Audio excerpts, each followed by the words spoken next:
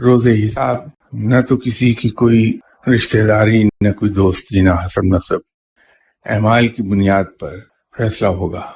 ایک زمانے میں کسی نوجوان نے مجھ سے یوں کہ ایک سوال پوچھا تھا کہ روز حساب رب تعالی رحیم زیادہ ہوگا یا منصف، کہ رب تعالی اس دن انصاف سے کام لے گا یا اپنے رحمان اور رحیم ہونے کی صفات سے۔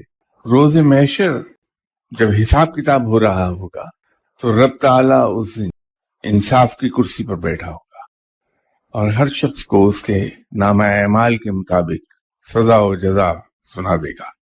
یہ اور بات ہے کہ سزا و جزا سنانے کے بعد تو اپنی رحمت کے صدقے وہ بے شمار لوگوں کو بخش دے، لیکن حساب کتاب اور اس کے نتیجے میں ہونے والا فیصلہ اور مبنی پر انصاف ہوگا، اور وہ اللہ کے ذکر میں مصروف رہتے ہیں۔